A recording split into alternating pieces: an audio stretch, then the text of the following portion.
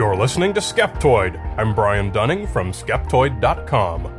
More things I'm wrong about. Every once in a while, I like to do an episode to correct statements I've made that were less than accurate. In other words, wrong. As you might expect, when I've done this in the past, I get emails saying, "You claimed there were no such things as ghosts, but I've seen one, so you should retract that episode." Or, "You claimed a raw diet won't cure cancer, but it cured mine, so you should retract that episode." Well, not quite so much. It takes more than one emailed anecdote to overturn an entire body of research confirmed by decades of study. Rest assured, when an entire field of science is found to be wrong, and water stains are indeed proven to be the divine image of Jesus, my opinion will shift with the evidence, and I will happily do a new episode reversing the older one. But that day is not yet today. I'm going to start with some piddly little nitpicky things and build up to the bigger, most egregious errors for which I should be beaten with a wet noodle, or with whatever your bludgeon of choice is. But for some reason, the littlest things always generate the most feedback. Usually it's something like pronunciation.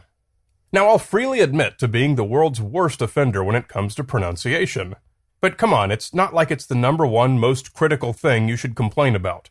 Or, if it really is the worst thing about Skeptoid, I guess that's good. David Icke is a real piece of work. He believes virtually every conspiracy theory and makes a career out of promoting them. He's big on the idea that U.S. presidents and other world leaders are actually reptilian beings, possibly from another planet, wearing some sort of electric disguise that makes them look human. Not having been a lifelong devotee of his, and not having spent days sitting at his feet absorbing his wisdom, I had no idea that his name was pronounced Ike, and said it the way it's spelled, Ick. My apologies to all who were so deeply offended by this sacrilege. Throughout my episode on daylight saving time, I said it the way it's spoken 9 times out of 10 in real-world conversation, and called it daylight savings time with an S. This is how we normally use the word savings in language, and it's how I heard it spoken my entire life. So it's technically wrong, but I claim it's colloquially acceptable, which you may debate among yourselves at your leisure. In my episode about the 2012 apocalypse, I discussed an ancient Sumerian carving and made reference to the artisans living in ancient Sumeria. Of course, there is no such place. The correct name of the civilization is Sumer. Sumer lasted from about 5300 BCE to about 2000 BCE, and is the earliest civilization we know about. As it was the cradle of civilization, you'd think I would have the courtesy to at least get their name right. And now, from the Malaprop files, we have an item from my recent episode on vaccine ingredients. I discussed the use of aluminum as an adjutant. This was just a total brain fart, and I offer no excuse. An adjutant is, as you probably know, a military officer whose role is to act as an aide to a more senior officer. It wouldn't do much good to try and stuff one of those guys into a vaccine. What would be more useful would be an adjuvant, which is a substance added to a compound to enhance the effect of the active ingredient. In the case of vaccines, adjuvants cause the body to react more strongly to the immunological agent. Now here's one that comes not from a Skeptoid episode, but from Here Be Dragons, my free 40-minute video introduction to critical thinking, aimed mostly at schools. Since the video does not offer a way to include follow-up comments, I'll give it here. The very first words of the film are, "In ancient times, unexplored regions on maps would often be given fearsome legends like Here Be Dragons." Unfortunately, I fell victim to what is largely an urban legend. Apparently, this was not often done. In fact, there's only one known ancient usage of the term, the 500-year-old Linux globe, where it was written in Latin over Eastern Asia.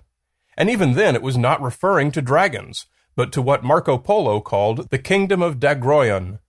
There's another one you can chalk up in my mispronunciation column. But there are cases of dragons or sea serpents or other mythical creatures being drawn on maps, probably more as decoration than as honest attempts to depict that part of the world. However, in my own defense, I did not make the remark as a factual claim, but rather as an illustration of our tendency to assign quantifiable explanations to those things we don't understand. This encourages us to blame unknown sounds on ghosts, or to identify specks in the sky as alien spacecraft. Now we're starting to get into some more serious blunders. The next one was an error of omission. When I talked about strange skulls and other bizarre human skeletal remains, I made many mentions of 7-foot-tall skeletons and creatures with double rows of teeth having been discovered in the United States in the late 19th century. It was almost a fad. Just about every time a railroad crew cut into a hillside, they'd turn up some such oddity. The best I could do was to ascribe this to the P.T. Barnum mentality that was sweeping the nation at the time. It seemed everyone and his brother were trying to make a buck exhibiting some strange oddity.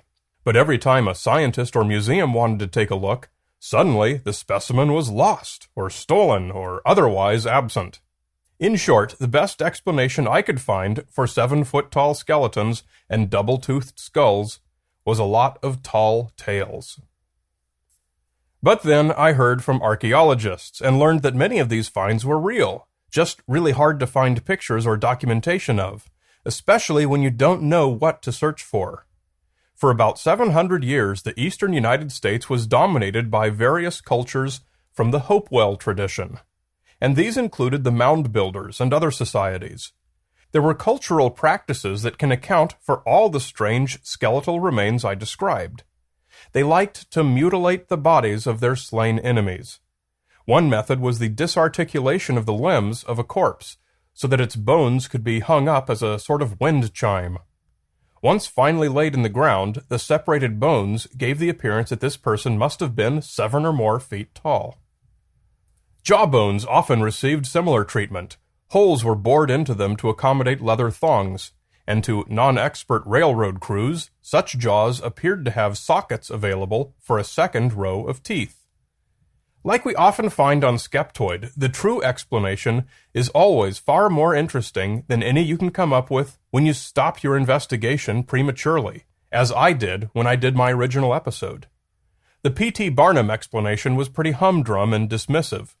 The real reason the bodies appeared to be 7 feet tall, and that the skulls appeared to have a second row of teeth, gives a much more engaging view into history. In my global warming episode, I made a fallacious blunder that's been repeated by many other people throughout the media. In discussing the difficulty of predicting weather, I made reference to NEC's Earth Simulator supercomputer. I tried to make the point that predicting weather decades in the future must be nearly impossible because even with all this computing power, we still can't tell you whether it's going to rain tomorrow. This is grossly wrong. First, estimating general trends over time is far less complicated than predicting specific data points even as soon as tomorrow, and is an entirely different type of problem. Second, future trends are expressed as probability curves, not as specific predictions like, it's going to rain 1.5 inches on such a date. I fully retract that argument, and urge you to be skeptical if you ever hear anyone else make it. In a couple of different episodes, I've discussed radiometric dating. I actually gave different numbers for the half-life and accuracy threshold of potassium-argon dating. When I discussed the experiment testing the Mount St. Helens lava dome, I gave the half-life of potassium-40 as 1.2 billion years, and said the sample should be about 10,000 years old before such testing is reliable. But in Student Questions episode 142, I said 1.3 billion years and 100,000 years old. Why? Well, again, these numbers are all bell curves representing probabilities. They're not fixed numbers. Where does a bell curve start to get steep? There is no specific point. Every type of radiometric dating has a range where it's most accurate. Where this range starts depends on how accurate you need the results to be. I probably looked at different reference sources. Potassium-argon is best used for very old samples, so you'd typically start with a high number, like 100,000 years. But the Mount St. Helens experiment was far too young, so we might be inclined to look at the extreme lowest end of the bell curve to judge the appropriateness of potassium-argon for that application. So I wasn't really wrong, but it does deserve an explanation for why I'd give two different answers to the exact same question. Neither should have been answered with a specific number. We'll conclude with my most horrible error to date. In Screwed, the musical parody, I depicted the Illuminati admitting the truth promoted by young Earth creationists that the Earth is only 6,000 years old. They sang, "Not such a long, long time ago, 600 centuries or so, the Earth formed in a single blow of some designer's breath." 600 centuries. It does not take a mathematical genius to know that 600 centuries is 60,000 years, not 6,000. But then I ask you this. Is it really any more wrong to say the Earth is 60,000 years old than 6,000?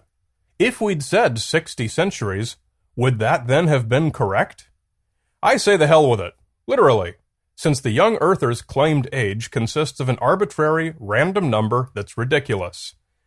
Our arbitrary random number was no less ridiculous, so I hereby decree that it stand.